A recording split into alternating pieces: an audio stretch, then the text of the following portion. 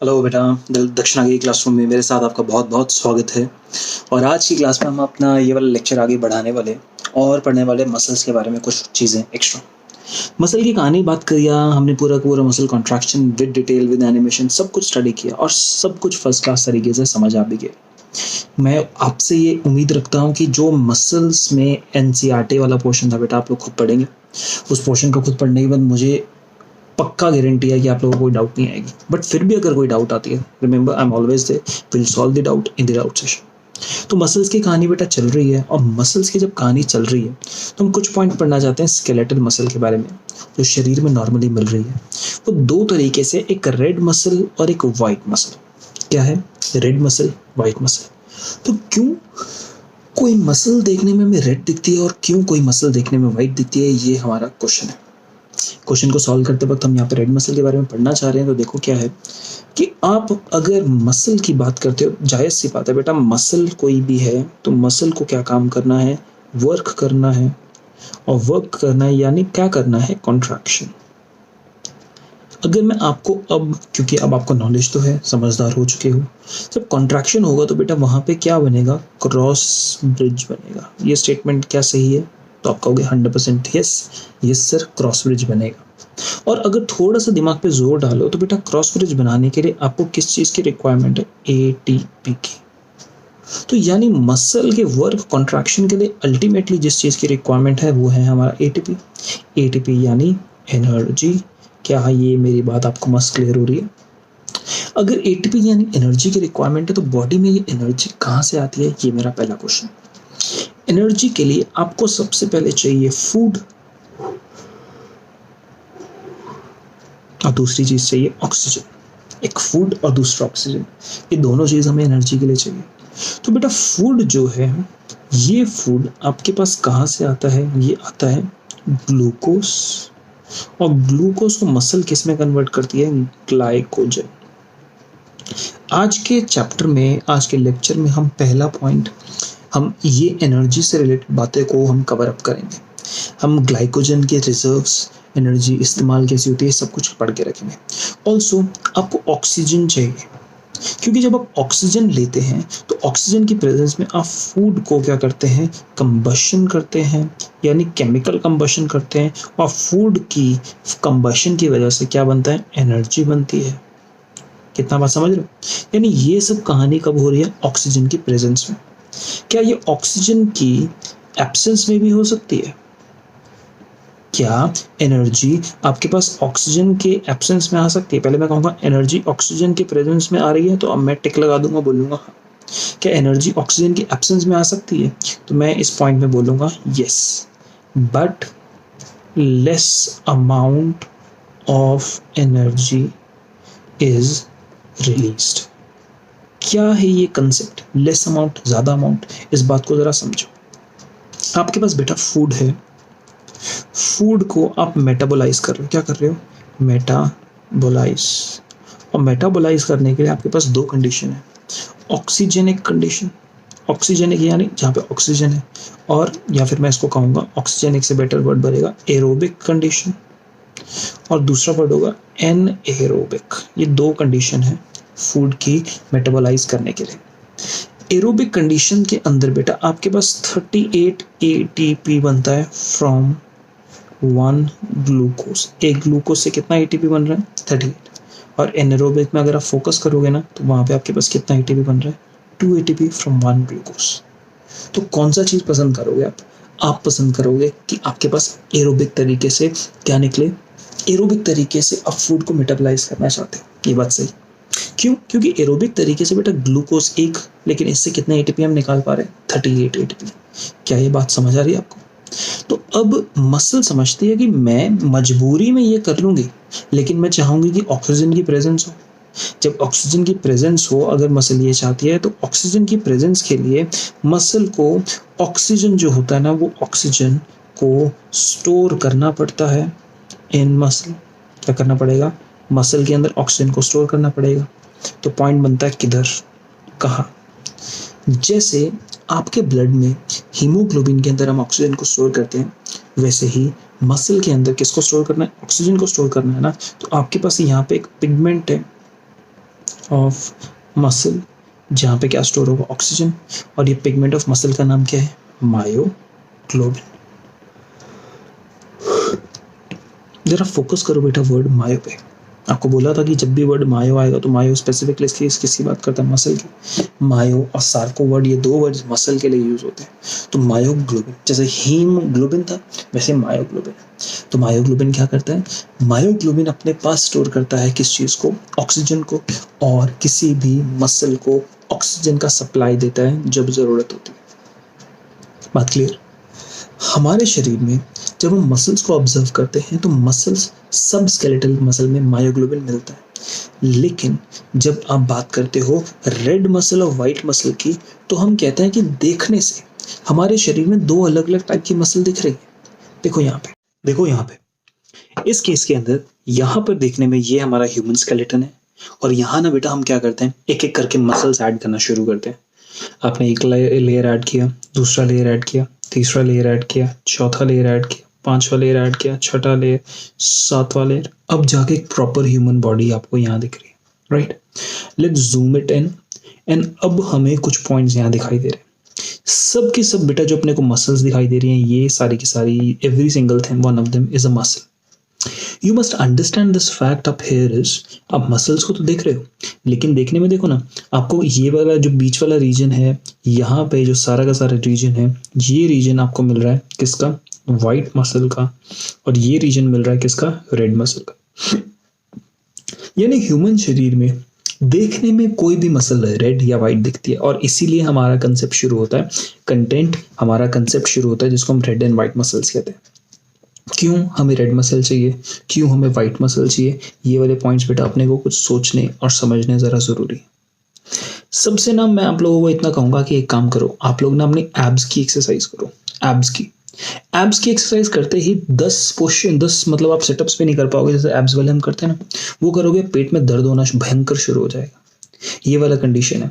या फिर क्या करो, झुक के ना ब्रश करना शुरू करो, झुक जाओ, आपका बेसिन वो वॉश बेसिन ऐसे ना, तो झुक जाओ और थोड़ी सी देर झुके रहो बिना किसी सपोर्ट के। आपको ना यहाँ पे ये लोअर वाले इस एरिया में पेन होना शुरू हो जाएगा। बेसिकली मैं तुम्हें ना कुछ पॉइंट बताना चाहता हूँ, और जरा पॉइंट पे फोकस कीजिएगा। हम बेटा यहाँ पे जब मसल्स को देख रहे हैं तो है हमारे पास एक रेड मसल और दूसरा कौन सा, व्हाइट मसल। अब रेड और व्हाइट मसल में क्वालिटी ये है कि रेड मसल में मायोग्लोबिन का कंटेंट ज़्यादा है, और उसके कंपैरिजन में व्हाइट मसल के अंदर मायोग्लोबिन का कंटेंट कैसा होगा, काफ़ी कम होगा, काफ़ी लो होगा, और ये वाली बात हमें क्लियर होती है। अब मायोग्लोबिन का कंटेंट ज़्यादा है, कम है, इससे असर क्या पड़ता है।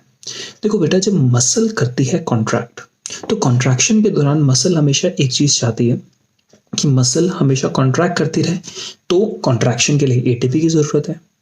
जब कॉन्ट्रैक्शन के लिए रेगुलर हर वक्त एटीपी की ज़रूरत है, तो आप सोचो ये कंसेप्ट, ये पूरा का पूरा, ये पूरा अरेंजमेंट कैसे जाएगा। For contraction you need ATP, is this statement totally done, agreeable है ना बेटा। कॉन्ट्रैक्शन के लिए अपन को क्या चाहिए, हमेशा और हमेशा एटीपी चाहिए ही चाहिए। तो आप सोचो मैं इस स्टेप को, इस पूरी बात को आगे कैसे लेके जा रहा हूं। आप एटीपी यूज करते हैं और एटीपी खत्म, कॉन्ट्रैक्शन किया, एटीपी यूज किया, एटीपी खत्म। तो अब नेक्स्ट स्टेप क्या होगा, नेक्स्ट स्टेप ये होगा कि आप नया एटीपी बनाओगे। तो नया एटीपी बनाने के लिए हमने जस्ट यहाँ देखा था, हम क्या करते हैं, ग्लूकोज लेते हैं, ग्लूकोज यानी फूड लेते हैं, फूड यानी ग्लूकोज लेते हैं, और इस गुड ग्लूकोज को ब्रेक डाउन करते हैं। कैसे करेंगे, अब यहाँ पे बात समझ आनी जरूरी है। आपकी मसल में ग्लाइकोजन के रिजर्व्स हैं, किसके हैं, मसल के अंदर बेटा ग्लाइकोजन रिजर्व्स मिलते हैं। तो ग्लाइकोजन ब्रेक डाउन होता है ग्लूकोज के अंदर, और ग्लूकोज से आगे हम लोग एटीपी बनाते हैं। अगर ग्लूकोज से आपने एरोबिकली ग्लूकोज को तोड़ा तो आप 38 एटीपी बनाओगे, और एन एरोबिकली तोड़ा तो आप कितने एटीपी बनाओगे बेटा, 2 एटीपी बना पाओगे। तो जरूरत और मतलब कंसेप्ट ये थोड़ा समझने वाला है कि आप एरोबिकली तोड़ रहे हो या उसको एनारोबिकली तोड़ रहे हो, थोड़ा ये फोकस करने वाली बात है। आप कैसे तोड़ रहे हो, एरोबिकली या एनारोबिकली। तो मेरी बात बड़े ध्यान से सुनना। अब अगर एरोबिकली तोड़ना है तो आपके पास क्या होना चाहिए, मायोग्लोबिन, और मायोग्लोबिन ने ऑक्सीजन सप्लाई किया, यानी एरोबिकली अब अपना ग्लूकोज ब्रेक डाउन हो गया। ये वाली बात समझ पाए। अब अगर मायोग्लोबिन का अमाउंट कम है, यानी ऑक्सीजन का अमाउंट कम है मसल के पास, तो कुछ वक्त बाद अब मसल की कॉन्ट्रैक्शन करने की मजबूरी है, तो उसको करना है, तो उसको एटीपी चाहिए, लेकिन एटीपी बनाएगा कैसे? वो एनेरोबिकली। कैसे बनाएगा? एनेरोबिकली। अगर मसल के अंदर मायोग्लोबिन का कंटेंट अगर आपके पास कम हो तो कुछ देर बाद ऑक्सीजन खत्म, ऑक्सीजन खत्म, तो अब मसल को एनेरोबिकली एटीपी बनाने में मजबूरी हो जाएगी। समझे? तो अगर मैं तुमसे पूछता हूं कि ये हमारी दोनों मसल है, इन दोनों में से कौन जल्दी थक जाएगा, तो उनमें से थकना, ये वाला फैक्ट नेक्स्ट हमें सीखना है। क्या हमारा फैक्ट है? ध्यान से मेरी बात देखना। फटीग, मैं इस फैक्ट को भी समझा देता हूं। फटीग, हमारी बॉडी में मसल में फटीग क्यों होती है? जितना हमारा +1 और +2 का कंसेप्ट चलता है ना, तो हम कहते हैं फटीग बेटा क्यों होता है? लैक्टिक एसिड की वजह से। अब जब हमारा ग्लाइकोजन है, ये ग्लाइकोजन अपने आप टूटता है ग्लूकोज के अंदर, और यहां तक कोई डाउट नहीं। अब ग्लूकोज एरोबिकली जा सकता था और काम बन जाता, कोई टेंशन नहीं थी। लेकिन जब ग्लूकोज बेटा एनएरोबिकली टूटता है ना, यानी ऑक्सीजन की एब्सेंस होती है, तो यहां से 2 एटीपी बनते हैं, प्लस इसके साथ साथ आपके पास क्या बनता है? Lactic acid. क्या बनता है? Lactic acid. यानी अपने को 2 एटीपी मिला और लैक्टिक एसिड मिला। अब धीरे धीरे जैसे लैक्टिक एसिड की एक्यूमुलेशन होती है, क्या होती है? एक्यूमुलेशन होती है, इसकी वजह से मसल फटीग में चला जाता है। फटीग यानी थकान में चला जाता है, थकान में चला जाता है। तो आप सोचो, वाइट मसल में ऑक्सीजन नहीं या ऑक्सीजन की कमी, तो उसकी वजह से लैक्टिक एसिड उतने ही अमाउंट ऑफ टाइम में ज़्यादा बनेगा। लैक्टिक एसिड ज़्यादा बनेगा तो यानी थकान इनके पास जल्दी हो जाएगी। तो इसीलिए अगर आप सिर्फ 10 सिटअप्स ही मारो या थोड़ी सी देर भी अगर झुक के खड़े रहो, तो क्या फ़र्क पड़ता है? आपकी मसल बहुत जल्दी थक जाती है, बहुत जल्दी थक जाती है। और यही वाली बात हम सीख रहे हैं कि white muscles get fatigued easily, red muscles इनमें मायोग्लोबिन कंटेंट ज़्यादा है, ऑक्सीजन कैरियर जिसकी ज़्यादा है, तो इसलिए इनका फटीग होता है बहुत कम, यानी बहुत लंबे देर के लिए कॉन्ट्रैक्शन स्टेट में रह सकते हैं, यानी they can carry out slow and sustained contractions. ये इसलिए इनकी फटीग आसानी से नहीं होता है। यहाँ पे अगर इसकी वाइट मसल्स की बात करते हैं, तो ये एनारोबिक रेस्पिरेशन करेंगे, एनारोबिक रेस्पिरेशन करेंगे, लैक्टिक एसिड लाएंगे, और आपको कंसेप्ट अभी समझा है, लैक्टिक एसिड लाने की वजह से क्या इफेक्ट होता है? इनके अंदर फटीग जो होता है वो जल्दी आ जाता है। ये था डन। नेक्स्ट पॉइंट, ये वाला पॉइंट जरा बेटा आप लोग थोड़ा इसको इंपॉर्टेंट समझ के इसको याद कीजिए। When you talk about this red muscle, उसमें नंबर ऑफ माइटोकॉन्ड्रिया का अमाउंट ज़्यादा होता है, और इनको एरोबिक मसल्स कहते हैं। इनमें माइटोकॉन्ड्रिया का नंबर कम होता है वाइट मसल्स में। और सबसे इंपॉर्टेंट बात जो यहाँ हमारे लिए जानना ज़रा ज़रूरी है, इनके अंदर high amount of sarcoplasmic reticulum. यहाँ पे सार्कोप्लाज्मिक रेटिकुलम यानी जो आपके पास एंडोप्लाज्मिक रेटिकुलम है, उसका अमाउंट बहुत ज़्यादा होता है। There's a very high amount of sarcoplasmic reticulum. Are you getting the fact that I'm trying to teach you? This is important for you. अभी मैंने थोड़ा सा ऐसा किया है कि सब कुछ व्हाइट से ब्लैक हो गया, मेरी शर्ट भी व्हाइट से ब्लैक हो गई है, स्क्रीन भी व्हाइट से ब्लैक हो गई है, एक जस्ट स्टार्क चेंज किया है ताकि आप लोगों के लिए थोड़ा सा चेंज हो जाए, बोरियत ना हो। Otherwise we could have carried on with this. मुझे बताना अगर आपको ब्लैक वाला पोर्शन अच्छा लगता है, तो हम रिकॉर्डिंग्स ब्लैक स्क्रीन में कर सकते हैं, there is no issue with that. यहाँ तक अपन डन है। अगर अपना यहाँ तक डन है, तो हमारी कहानी रेड एंड व्हाइट मसल्स को समझा के फिनिश ऑफ होती है। अब नेक्स्ट सेगमेंट में, नेक्स्ट सेगमेंट में अपने को क्या करना है? मसल का एनर्जी सोर्स। देखो बेटा, मसल की अगर एनर्जी सोर्स की बात करी जाए, तो आप अभी तक जितनी मैं पढ़ा चुका हूं, आप समझते हो कि मसल का एनर्जी सोर्स क्या है? एनर्जी लानी है, यानी एटीपी लाना है। मसल के अंदर आपको क्या करना है? एटीपी लाना है। ये स्टेटमेंट सही। अब एटीपी हमारे पास लेके आना है, तो एटीपी बनाता है कैसे? एटीपी ना बेटा हम बनाते हैं ADP plus inorganic phosphate. Pi मतलब इनऑर्गेनिक फॉस्फेट, उल्टा पढ़ते हैं इसको। तो ये दोनों मिलते हैं और एटीपी बना डालते हैं। क्लियर? अब मसल के साथ ना बेटा कोई सीन होता है कि ना वो किसी भी वक्त आपकी जो मसल है ना, वो एटीपी के ना रिजर्व्स नहीं रख सकती। समझो मेरी बात को। हम कहते हैं कि मसल के अंदर एटीपी है और मायोसिन के अंदर एटीपी जुड़ के रहेगा, कुछ हद तक एटीपी सार्कोप्लाज्म में रहेगा। लेकिन अगर मसल अभी रेस्ट पे है, तो खूब सारा आप सोचो कि मसल फ्री है, तो मसल इंटेलिजेंट है, तो मसल क्या करेगी?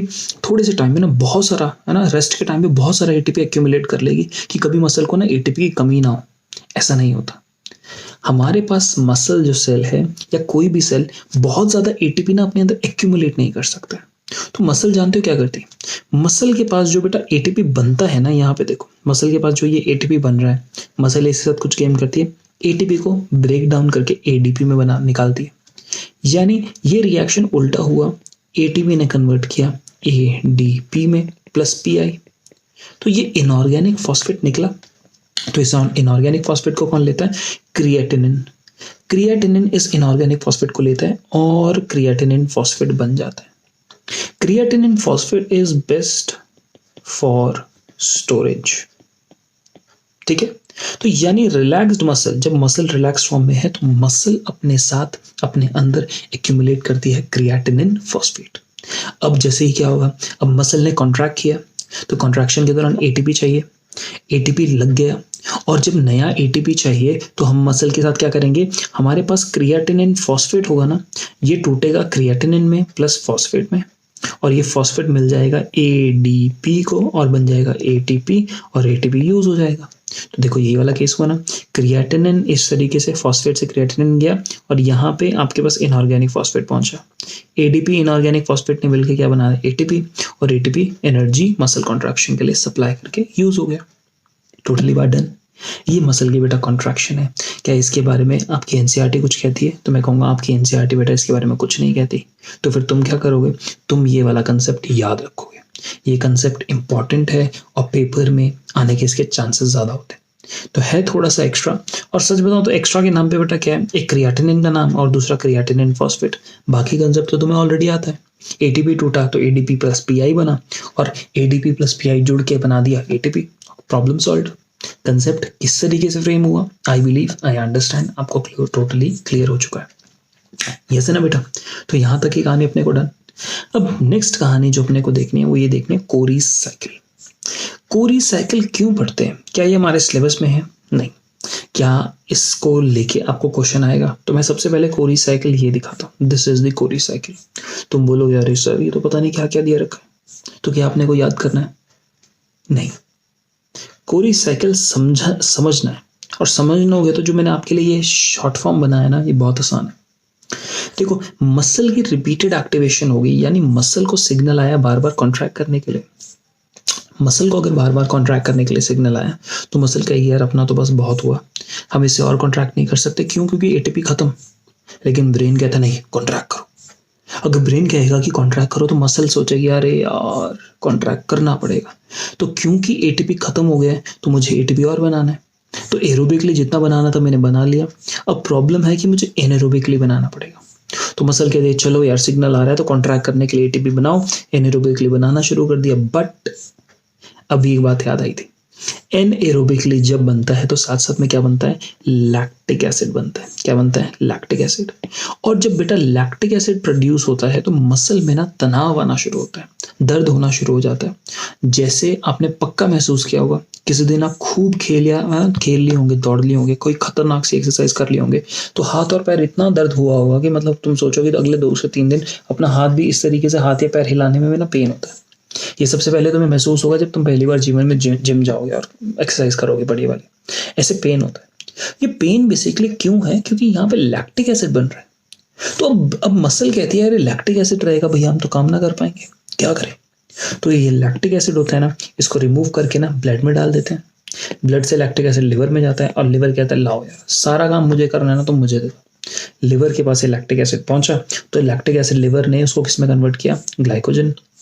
जब ग्लाइकोजन में कन्वर्ट किया तो सीधी बात, लिवर के अंदर it is change to glycogen, lactic acid is change to glycogen and then it is then taken back to the muscles. यानी लिवर ग्लाइकोजन बनाता है लैक्टिक एसिड से और उसको वापस ब्लड में डालता है और ब्लड उसको एज अ ग्लाइकोजन अपने अंदर, मसल्स उसको एज अ ग्लाइकोजन अपने अंदर स्टोर कर लेती है।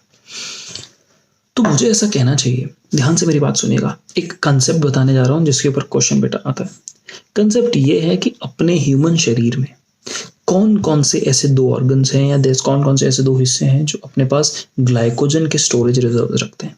तो मैं कहूँगा एक मसल और दूसरा लिवर, ये हमारे शरीर में मिलने वाले 2 वो हिस्से हैं जो अपने अंदर किसका स्टोरेज रखते हैं? ग्लाइकोजन का स्टोरेज रखते हैं। तो इतनी बात करने के बाद बेटा अपना टोटल मसल्स कंप्लीट हो जाता है। अगर अपना मसल्स कंप्लीट हो जाता है तो 2 वर्ड आपको एक्स्ट्रा बताने, थोड़ा जस्ट कनेक्ट विद मी, अपना काम बन जाएगा। एक आइसोमेट्रिक और एक आइसोटोनिक। जरा यहाँ पे फोकस कीजिए, आइसोमेट्रिक एंड आइसोटोनिक। तो मैं कहूँगा कि आप कीजिए, अपना हाथ लीजिए और अपने डेस्क पे ना या दीवार पे इस तरीके से दीवार पे अपना हाथ लगाइए और ना दीवार को पुश कीजिए। खड़े रहो और जस्ट खड़े खड़े दीवार को पुश करो, या जिस सीट पे बैठे हो ना या जमीन पे बैठे हो ना, जमीन को पुश करो। पुश करने के दौरान क्या आपका हाथ ऐसे हो रहा है? आप सिर्फ जैसे आपने मेरा हाथ ना जैसे ये, आप जैसे ये ना हाथ, तो इसी तरीके से अपना हाथ रखो जैसे अभी नॉर्मल कंडीशन। अब तुम अपने डेस्क को नीचे दबाने की कोशिश करो। तुम्हारी मसल्स की लेंथ चेंज नहीं हो रही है, लेकिन मसल की स्टिफनेस बढ़ जा रही है। क्या बढ़ जा रही है? स्टिफनेस। यहां पे ना वर्ड आपको दिया हुआ है मसल टोन, जो बेसिकली सबसे सिंपल भाषा में क्या बता रहा है? मसल का स्टिफनेस। स्टिफनेस यानी टेंशन इन मसल, ये बताने की कोशिश कर रहा है कौन? Muscle tone. समझ पा रहे हो? सिंपल सी बात में, ये इतनी खतरनाक सी डेफिनेशन ये सब हटाओ और यहां पे अपने मसल टोन के बारे में क्लियर हो गया। आइसोमेट्रिक एंड आइसोटोनिक एक्सरसाइजेस बेटा यहाँ पे ध्यान से देखिए। Iso mean same, metric exercises क्या कहती है कि मसल का टोन बदल जाता है। मसल की स्टिफनेस, आप अपना हाथ नॉर्मल ऐसे रख दो, आपका हाथ में बाइसेप्स को टच करो, एकदम लाइट होंगे, एकदम सॉफ्ट होंगे, लेकिन एकदम मतलब उसको जबा इस तरीके से करो, आपकी हाथ की जो पूरी मसल्स होंगी, अपने टेबल को प्रेस करने की कोशिश करो, हाथ की जो मसल्स होंगी वो कैसी हो जाएंगी बेटा? टाइट हो जाएंगी, लेकिन लेंथ उतनी है। तो ऐसी एक्सरसाइजेस को आइसोमेट्रिक एक्सरसाइजेस कहते हैं, जहां पे लेंथ सेम रहती है लेकिन टोन चेंज हो जाती है। तो आइसोटोनिक एक्सरसाइज क्या होगी? आइसोटोन, टोन सेम रहेगी, यानी टोन अपने पास सेम है लेकिन जो लेंथ है वो आपके पास चेंज हो जाएगी। जैसे जमीन से पेन उठा के अपने पास रखो, ऐसे उठा के अपने पास रखो। जब तुम पेन उठाते हो तो ऐसा तो नहीं मसल एकदम टाइट होगी, ऐसा तो नहीं है ना? पेन उठा के अपने पास ला रहे हो, तो मसल की ना इस केस के अंदर लेंथ चेंज होती है लेकिन टोन सेम रहती है, मसल टाइट नहीं होती। ये दो वर्ड्स थे, आइसोटोनिक एंड आइसोमेट्रिक एक्सरसाइजेस। यहाँ पे एक वर्ड आपको और बता देता हूँ, ध्यान से सुनना, राइगोर मोर्टिस। राइगोर मोर्टिस क्या होता है? A phenomena in which the body gets stiff, शरीर अकड़ जाता है। The body gets stiff. Rigor mortis is a phenomena in which the body gets stiff when dead. अगर किसी व्यक्ति की मौत हो जाए तो मौत होने के बाद उस व्यक्ति का जो शरीर होता है वो अकड़ जाता है, और इस फिनोमिना को हम लोग टर्म करते हैं राइगोर मोर्टिस। इतना वाली कहानी डन। अगर इतनी वाली कहानी डन तो नेक्स्ट बेटा जो अपने को करना है वो करना है बोन एनाटॉमी। यहाँ ना बेटा ये कंसेप्ट है जो मैं आपको एक बार ऑलरेडी मुझे लगता है मैं इंट्रोड्यूस कर चुका हूँ बोन के बारे में। ये पूरा का पूरा बोन एनाटॉमी अपने को पढ़ना है। बोन कैसे होता है, क्या होता है, कैसे कैसे टाइप्स की बोन होती हैं, सारी की सारी चीज़ें बेटा अपने को यहाँ पढ़नी। इंटरेस्टिंग है, सिंपल सा कंसेप्ट है, बोन की इंटरनल डिटेल्स के बारे में स्टडी करना। बोन है ना बेटा, आपको थोड़ा सा एक बार याद करो, आपको कुछ पॉइंट समझाया था, पढ़ाया था। ये पढ़ाया था कि हमें पढ़ना है कनेक्टिव टिश्यू। इस चैप्टर में ना बेटा हमने मसल्स को निपटा दिया, तो जो नेक्स्ट सेगमेंट इस जो चैप्टर का है वो है बोन्स। बोन्स को पढ़ते हैं। तो बोन्स कौन से टिश्यू का पार्ट है? तो पहले मैंने ना बताया कि बॉडी में 4 टिश्यूज होते हैं, एक एपिथेलियल, एक कनेक्टिव, तीसरा मस्कुलर और चौथा नर्वस। ये 4 टाइप के टिश्यूज हैं। नर्वस की स्पेलिंग गलत दिख दिया है, चला लेना काम। ये 4 टाइप के अपने पास टिश्यूज हैं। अपने पास बोन इसमें भी नहीं आती, इसमें भी नहीं आती, इसमें भी नहीं आती, तो बोन बेसिकली कनेक्टिव टिश्यू में आती है। अगर आप थोड़ा सा अपने को, शायद आपको उसमें बताया था जब मैंने पढ़ाया था आपको ब्लड, उसमें पढ़ाया होगा पक्का। कनेक्टिव टिश्यू हमारे पास किस तरीके का मिलता है? कनेक्टिव टिश्यू हम यहाँ पे देखते हैं specialised proper connective tissue, specialised connective tissue. Specialised connective tissue भी दो आगे तरीके का होता है। स्पेशलाइज्ड में आपके पास होता है फ्लूइड कनेक्टिव टिश्यू और होता है स्केलेटल कनेक्टिव टिश्यू। और स्केलेटल कनेक्टिव टिश्यू के अंदर 2 चीजें आती हैं, एक बोन और दूसरा कार्टिलेज। क्या आपको बात क्लियर हो रही हो? तो यानी बोन जो है वो अपने आप में एक टिश्यू है। हम इस चैप्टर में मूवमेंट एंड लोकोमोशन देख रहे हैं, क्योंकि मूवमेंट एंड लोकोमोशन के लिए बोन हमारे लिए बहुत ज़रूरी होती है। तो हम बोन के अंदर की डिटेल्स पढ़ेंगे और बोन के बेसिक स्ट्रक्चर के बारे में बात करेंगे। ये हमारा काम है इस चैप्टर के लिए। तो बेटा बोन की बात करी जा रही है, स्केलेटल टिश्यू का पार्ट है बोन, ये अपना गेम चल रहा है। तो how exactly does it go, how exactly does it move forward, this is what we need to learn and understand. And देखिए, बोन बेटा एक टिश्यू है, जाहिर सी बात, सीधी सी बात मैं क्या बोल रहा हूँ, बोन अपने आप में एक टिश्यू है। तो बेटा टिश्यू होगा तो टिश्यू सेल्स का बना होगा ना, right.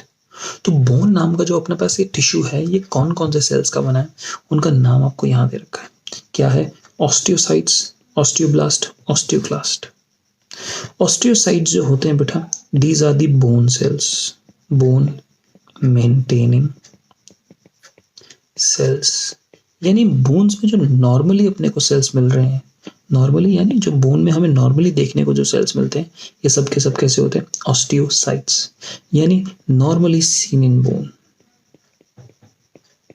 Normally seen in bone. Osteo, ये जो आपके पास ये दूसरी कैटेगरी है ना, ऑस्टियोब्लास्ट से ऑस्टियोप्रोजेनाइटिस सेल्स, ये ऐसे सेल्स हैं विच मेक द बोन, इसको हम कहते हैं बोन फॉर्मिंग सेल्स, बोन बनाते हैं।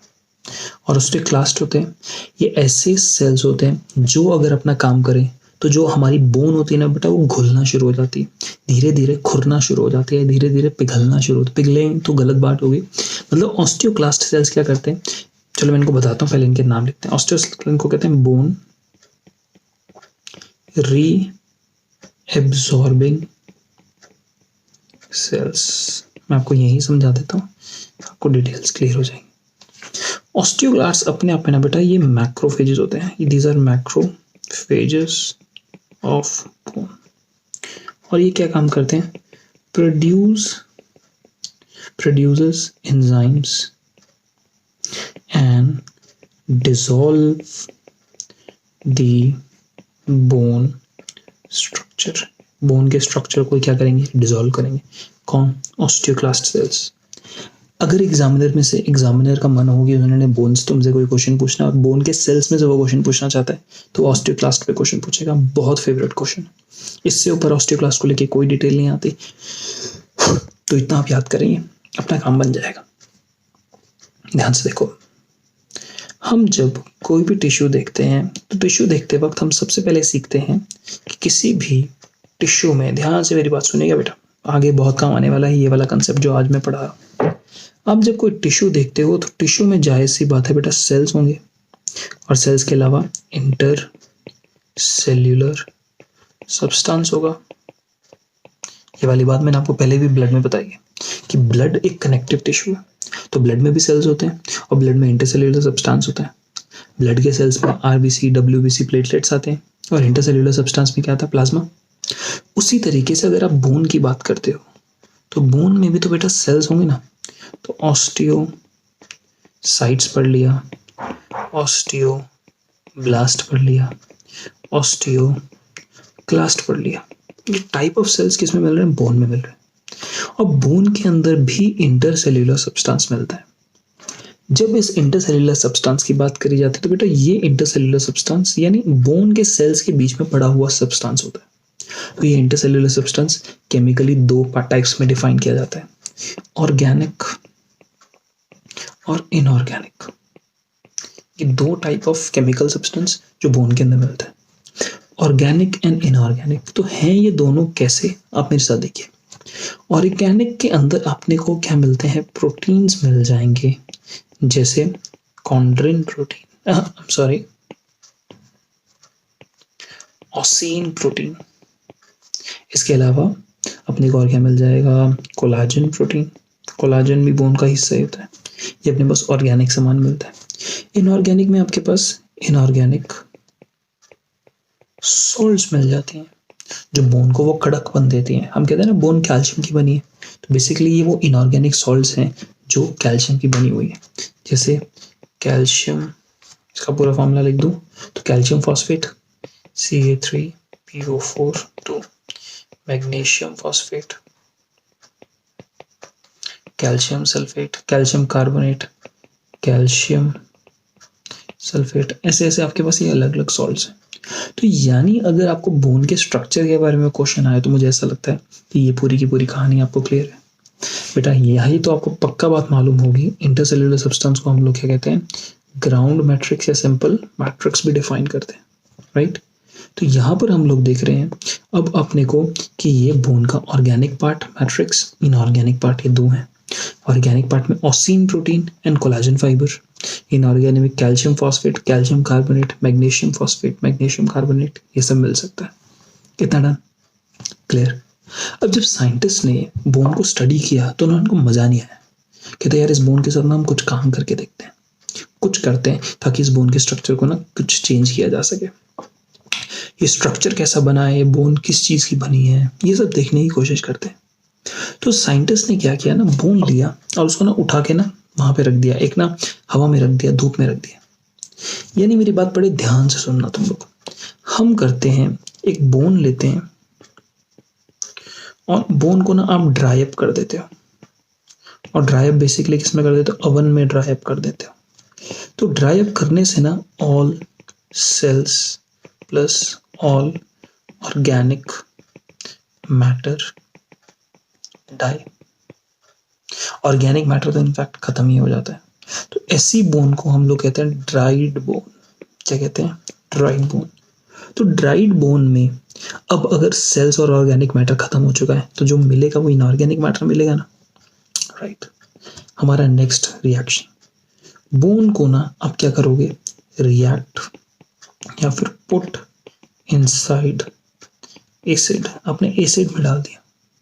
जब आपने बोन को एसिड में डाला तो एसिड में डालने की वजह से क्या हुआ, अब बोन के अंदर जो कंटेंट था, बोन का जो मटेरियल था, वो थोड़ा चेंज हो जाता है। क्या, देखो ना बेटा, यहाँ पे आपको सॉल्ट्स दिखाई दे रहे हैं, ये वाले सॉल्ट्स ना एसिड के साथ रिएक्ट करते हैं और इससे क्या इफेक्ट पड़ता है, all salts react with acid and get dissolved within the acid.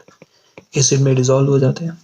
तो ऐसी बोन, जिस बोन के अंदर आपके पास एसिड के अंदर सब का सब मैटर डिसॉल्व हो गया, तो ऐसी बोन के अंदर आपके पास कंटेंट कैसा मिलेगा, तो ये जो बोन होगी ना, bone becomes flexible. Bone becomes flexible क्योंकि जो कड़क सामान था, कड़क हार्डनेस, ब्रिटलनेस जो बोन को देना चाहता था, वो सामान सबका सब हट चुका है। तो अब ऐसी बोन को बेटा हम क्या टर्म करेंगे, जिसमें से कैल्शियम हट चुका है, डी कैल्सिफाइड बोन। क्या नाम देंगे, D calcified. Inorganic matter is dissolved. Basically इसको कैसे करते हैं, बोन को डाइल्यूट एसिड, बेसिकली सिंपल बोलो एसिड में डाल दिया और ये काम कर लिया। अब जब बोन को ये काम करके आपने सारा का सारा सॉल्ट निकाल लिया, तो फिर अब आपको क्या दिखेगा, आपको दिखेगा कि जब मैं बोन में ऐसे टाइम में डीकैल्सिफाइड बोन को हम स्टडी करते हैं ना, तो बोन को स्टडी करते हैं, काटते हैं। बोन को कट किया तो आसानी से कट गई। जब बोन को कट किया तो बोन का हमें स्ट्रक्चर देखने को मिला। ये मैं बात समझा रहा हूँ। जब बोन को आपने ऐसे कट किया तो बोन का स्ट्रक्चर देखने को मिला ना बेटा। तो अब हमारी ये जो बोन है, इसका स्ट्रक्चर कैसा मिलता है देखने में, ये हमारा नेक्स्ट क्वेश्चन है। समझ पा रहे हो मैं क्या कह रहा हूँ। हमने बोन को कट किया और बोन का स्ट्रक्चर देखने की कोशिश करी। जब अपन ने बेटा बोन का स्ट्रक्चर देखने की कोशिश करी तो what are the things that we find inside the bone, that is my next question. तो ये जो सामान मिला कुछ इस तरीके से मिला। ये आपको दिख रहा है, ये सामान सारा का सारा बोन में मिला।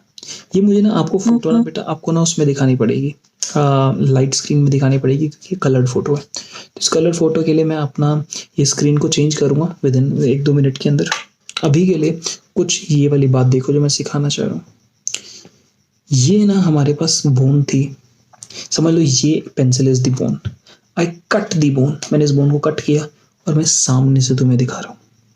उसी तरीके से मैंने बोन को कट किया और ऊपर से दिखा रहा हूँ, आपको सर्कुलर क्रॉस सेक्शन दिखाई दे रहा है। अब मैं बोन को यहाँ से यहाँ लेता हूँ, यानी बोन में ऐसा मैं कट पीस निकालता हूँ। तो मुझे कुछ सामान यहाँ मिलेगा, कुछ लेयर सबसे सेंटर में मिलेगा, कुछ यहाँ पे बीच बीच में कुछ ना कुछ मिलता रहेगा। समझ पा रहे हो। तो मैंने यही चीज़ यहाँ पर करी।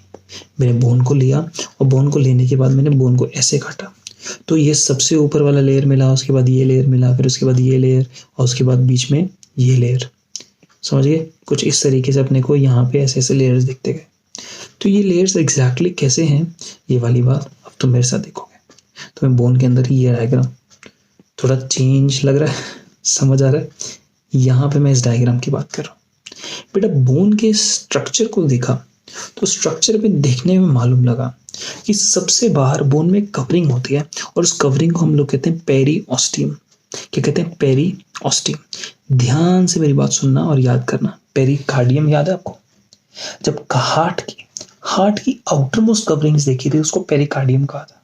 यहाँ पे मैं बोन की आउटर मोस्ट कवरिंग दे रहा हूँ तो ऑस्टियो तो बोन के साथ वर्ड यूज होता है ना, तो वर्ड है पेरीऑस्टियम। पेरीऑस्टियम से जब जस्ट अंदर आते हैं तो बोन में एक लेयर मिलती है। नेक्स्ट लेयर ऑफ सेल्स को कहते हैं आउटर ऑस्टियोब्लास्ट। अब ये ऑस्टियोब्लास्ट है, ये बोन बनाते हैं। कैसे बनाते हैं? बोन में जितना भी मैट्रिक्स होता है और जितना भी सेल्स होता है ये ऑस्टियोब्लास्ट लिखते हैं। अपनी वीडियो पॉज करो, ऊपर जहाँ ऑस्टियोब्लास्ट लिखे देना वहां पे लिखो make all the cells as well as all the matrix of the bone. ये सब लोग ऑस्टियोब्लास्ट सेक्रेट करते हैं। इतना समझ आया? अब उसके बाद बोन में ऑस्टियोब्लास्ट से नीचे आए ना तो बेटा एक अपने पास पूरा का पूरा मैट्रिक्स दिखाई दिया, यानी मैट्रिक्स प्लस सेल्स दिखाई दिए। नेक्स्ट लेयर में आने के बाद ऑस्टियोब्लास्ट से नीचे आने के बाद हमें दिखाई देता है कि ये जो बचा हुआ बोन का हिस्सा है ना, यहाँ पर बोन के सेल्स भी हैं और बोन का मैट्रिक्स भी है। लेकिन बोन के सेल्स और मैट्रिक्स किस तरीके से पढ़े हैं ये वाली बात जरा अपने को समझना जरूरी है। मुझे ऐसा ना कहीं फील आ रहा है कि मैं तुम्हें ऑलरेडी पहले भी पढ़ा चुका हूँ ये वाली बात। अगर पढ़ा दिया तो अच्छी बात है, अभी ये लेक्चर आपके लिए रिवीजन हो जाएगा। नहीं पढ़ाई तो कोई बात नहीं। अब यहाँ पे मैट्रिक्स है, यहाँ पे सेल्स हैं, यहाँ पे आपके सामने ना गोल गोल गोल गोल कुछ बना हुआ है। क्या है बेटा ये कहानी? क्यों है? क्या है exactly? What is this? Let's learn it. Bone में जब मैट्रिक्स बनता है ना बेटा, तो आप जरा इस बात को सोचो कि आपके पास ना एक इस तरीके से कागज है। ये कागज है हमारे पास, ये मेरे पास एक कागज है, ठीक है, एक पेज की शीट है। मैं इस कागज को ना इस तरीके से रोल कर देता हूँ। क्या कर देता हूँ? रोल कर देता हूँ। तो सबसे पहले मैंने क्या किया, इस कागज के अंदर मैंने ना आपको क्या दिखाना था, मेरी बात जरा ध्यान से सुनिएगा। इस कागज को जब मैंने रोल किया तो रोल करने में मुझे क्या दिखा, मुझे कुछ इस तरीके से दिखाई देगा।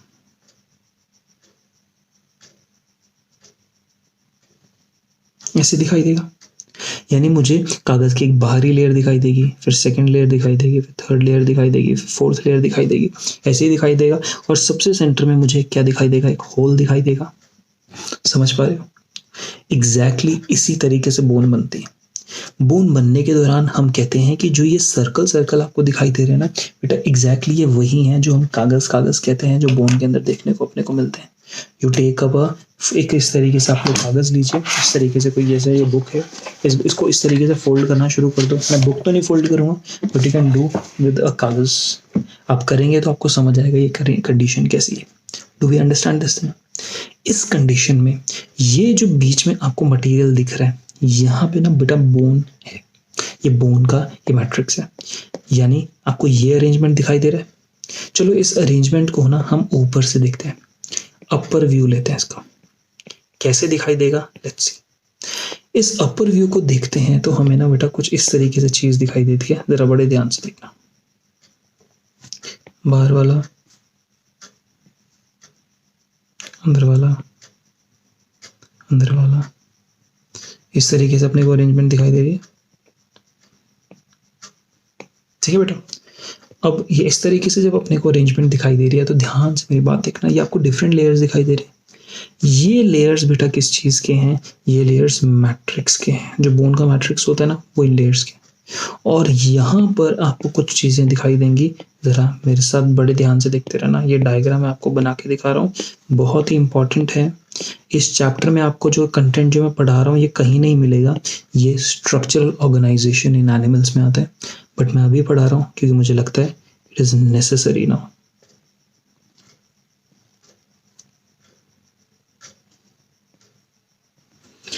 यहाँ पर इस तरीके से ये अपने को जो मैं गोल गोल बना रहा हूँ, ये समझ लो ये गोल गोल गड्ढे होते हैं। क्या होते हैं? गड्ढे होते हैं। और इन गड्ढे को ना हम एक स्पेसिफिक नाम देते हैं। मुझे ना फीलिंग और स्ट्रांग हो रही है कि मैं पढ़ा चुका हूँ तुम्हें, अगर कोई बात नहीं। ये अपने गड्ढे हैं, तो इन गड्ढे को हम क्या टर्म करते हैं, लैक्यूना। इन गड्ढों के अंदर हमें देखने को मिलता है कि यहाँ पर हमारे पास सेल्स होते हैं 2 या 3, इस तरीके से 2 या 3 सेल्स मिलते हैं। ये वाले सेल्स कौन होते हैं, ऑस्टियोसाइट्स, समझ गए। तो ऑस्टियोसाइट्स सब में मिलेंगे, यानी हर जगह, हर गड्ढे के अंदर ऑस्टियोसाइट मिलेंगे। समझ पा रहे हो तुम लोग? हर गड्ढे में अपने को इस तरीके से ऑस्टियोसाइट्स मिल रहे हैं, और हर गड्ढा बेटा दूसरे गड्ढे से ना जॉइंट है। पहले ऑस्टियोसाइट बना देते हैं रफली, अपना डायग्राम सुंदर सा हो जाएगा। ऐसे ये ऑस्टियोसाइट्स हैं। अब ये ऑस्टियोसाइट्स एक दूसरे से इस तरीके से अटैच्ड है। क्या आपको क्लियर हो रहा है? ऑस्टियोसाइट्स एक दूसरे को से इस तरीके से अटैच्ड है। क्या ये वाली बात आपको क्लियर हुई? अब जिन छोटे छोटे कैनाल्स के थ्रू जो ऑरेंज कलर से बनाए हैं, ये ऑस्टियोसाइट्स एक दूसरे के साथ अटैच्ड होते हैं बेटा, इनको हम क्या कहते हैं, कैनालिक्यूली। क्या टर्म करते हैं, canaliculi. What are this canaliculi? Small canals जिसकी मदद से ये सब ऑस्टियोसाइट्स एक दूसरे से अटैच्ड है। और अब एक और चीज क्या है, सबसे सेंटर में यहाँ पे अपने पास एक गड्ढा मिलता है। क्या मिलता है? एक गड्ढा मिलता है। और ये गड्ढा क्या है? ये गड्ढा है सबसे पहला हैवर्शियन कैनाल। और इस हैवर्शियन कैनाल के साथ जितना भी कनेक्शन था ना इन सब का, ये हैवर्शियन कैनाल के साथ ऐसा कनेक्शन अपने को देखने को मिलता है। समझ पाए तो मेरी बात? तो सबसे सेंटर में अपने को हैवर्शियन कैनाल मिला, किस तरीके से ऑस्टियोसाइट्स, किस तरीके से बाकी सब चीजें मिली, समझ आ गया? ये पूरा का पूरा अरेंजमेंट जो है बेटा, this complete arrangement has been given a name, Haversian system. समझे? तो ये एक गोला गोला क्या सिस्टम है, ये एग्जैक्टली ये वाला एक सिस्टम है। बात क्लियर हुई ना? परफेक्टली बात क्लियर हुई। बस यहाँ पे हमारा कंसेप्ट जरा समझना जरूरी था। कुछ मिनट बचे हैं इस वीडियो के, इस लेक्चर को खत्म करने के लिए, तो मैं क्या काम करता हूँ, यहाँ तक के सिस्टम को समझाने के लिए, इस डायग्राम को भी समझाने के लिए, इस डायग्राम को समझाने के लिए मैं आप लोगों को एक फोटो दिखाता हूँ। इसको यहाँ पे हटा के मैं आप लोगों को बोन का क्रॉस सेक्शन दिखाता हूँ। आपको जब बोन का क्रॉस सेक्शन दिखाई जाएगा तो आप ऑब्जर्व करोगे कि बोन में हमें देखने को क्या क्या मिलता है। ये बोन है बेटा, काट दिया गया है। तो बोन को काट दिया गया है, तो मैंने कहा बोन के सबसे भारी हिस्से में आपको एक लेयर मिलती है। आपको ये लेयर मिल रही है, दिख रही है क्या? अरे ग्रीन कलर से दिख रही है आपको लेयर? चलो, आपको ये ग्रीन कलर से बोन के बाहरी हिस्से में लेयर दिख रही है ना बेटा? इस लेयर का नाम क्या दिया? पेरिओस्टियम। ये पेरिओस्टियम है। ओके, पेरिओस्टियम के बाहर आपको कुछ यहाँ पे सेल्स दिखाई दे रहे हैं। आपको ये वाले सेल्स दिखाई दे रहे हैं। ये सारे के सारे सेल्स क्या हैं? ऑस्टियोब्लास्ट। क्या आपको यहाँ पे इस तरीके से गोल गोल गोल गोल ये दिखाई दे रहे हैं? बीच में ये हैवर्शियन कैनाल, तो ये एक हैवर्शियन सिस्टम। और देखो यहाँ पे कितने सारे हैवर्शियन सिस्टम, क्या मल्टीपल हैवर्शियन सिस्टम मिल रहा है आपको? खूब सारे हैवर्शियन सिस्टम अपने सामने, राइट? तो पूरी की पूरी बोन ऐसे हैवर्शियन सिस्टम्स की बनी है। कितना अपने को डन हो रहा है? जरा वापस आओ। जब हैवर्शियन सिस्टम्स के बाद अब हो लेता है, तो अंदर आपको ऑस्टियोब्लास्ट मिलते हैं, मिलेंगे एक और लेयर, फिर अंदर आपको एंडोस्टियम मिलेगा, और फिर सबसे अंदर बोन मैरो मिलेगा। तो यहाँ पे देखते हैं, जब इसको हम इस तरीके से अंदर देखते हैं तो फिर अंदर की तरफ आएंगे, यहाँ पर हमें दोबारा लेयर मिलती है। इधर देखो, ये आपके पास है एंडोस्टियम, आई एम सॉरी, एंडोस्टियम नहीं बेटा, ये ऑस्टियोब्लास्ट की लेयर है दोबारा। और ऑस्टियोब्लास्ट के बाद यहाँ पे अपने को लेयर मिलती है, इसको कहते हैं एंडोस्टियम। और एंडोस्टियम के बाद ये जो इतना ये पूरा का पूरा अंदर मटेरियल है, ये है बोन मैरो। समझे? लेबलिंग हो गई। तो यहाँ पे तुम देख भी लो, अंदर यहाँ से लेकर इस पॉइंट से, यहाँ से लेकर इस पॉइंट से लेकर ये पूरा का पूरा आपके पास क्या मिलना शुरू हो जाता है? पूरा का पूरा आपके पास बोन मैरो मिलना शुरू होता है। इनफैक्ट शायद बेटा मैंने थोड़ा सा गलत बोल दिया, यहाँ पे ये वाला लेयर, ये जो अपने को ये वाला लेयर मिला है, यहाँ पे ये वाले जो सेल्स हैं ये आपके पास ऑस्टियोब्लास्ट है, इसके बाहर इन्होंने डायग्राम में ये वाली लेयर एंडोस्टियम की दिखा दी है और उसके अंदर ये अपने को बोन मैरो दिखा है। तो एंडोस्टियम आपके पास ये वाली लेयर एंडोस्टियम जो ग्रीन से दिखाई दे रही है, ये अपने पास बीच में ग्रीन से, अब ये अपने पास बोन मैरो। क्या अब आपको बोन का स्ट्रक्चर समझ आया? अगर अपने को बोन का स्ट्रक्चर समझ आया ना, तो बेटा हमने क्या किया, हमने इस वाले एक सिस्टम को ना, इस पूरे के पूरे हेवर्शियन सिस्टम को देखना है। तो क्या रियलाइज होता है कि हमें ऐसा लगता है कि मल्टीपल कागज एक दूसरे के ऊपर लिपटे हुए हैं, हम क्या यही अरेंजमेंट देखते हैं? तो अगर ये कागज एक दूसरे पे लिपटे हुए हैं तो क्या इनको खोल दिया जाए तो ऐसे नहीं दिखाई देंगे? ये देखो, क्या ये ऐसे दिखाई देंगे? एग्जैक्टली। और अगर ऐसे दिखाई दे रहे हैं तो अब आपको जो ये वाला स्ट्रक्चर दिखाई दे रहा है, ये क्या है आपके पास? एक ऑस्टियोब्लास्ट विद इन लैक्यूना। यहां पे ये वाली चीज है आपके पास हेवर्शियन कैनाल। फीलिंग आ रही है ना? ये जो आपके पास पतली पतली धारियां दिखाई दे रही हैं बेटा, ये है कैनालिक्यूली। क्या आपने को अच्छे से क्लियर हो रहा है? समझ आ रही है? अब आपको एक बाहर वाली ये लेयर दिखाई दे रही है। Let me change the colour तो थोड़ा आपको बेटर फील होगा। एक बाहर वाली ये लेयर दिखाई दे रही है, फिर दूसरी वाली ये लेयर, फिर तीसरी वाली ये लेयर। आपको मल्टीपल लेयर्स दिखाई दे रही है बेटा। इन लेयर्स को हम लोग टर्म करते हैं लेमिले। क्या टर्म करते हैं? लेमिले। आपके नोट्स में जहां मैंने आपको डायग्राम बनवाया ना, उस डायग्राम जो हेवर्शियन सिस्टम का बना के दिखाया था, उस डायग्राम में ना इसको, इनको जो कंसेंट्रिक लेयर्स हैं, इन कंसेंट्रिक लेयर्स को लेमिले लिख डालो। तो क्या आपको ये पूरी की पूरी कहानी क्लियर हुई?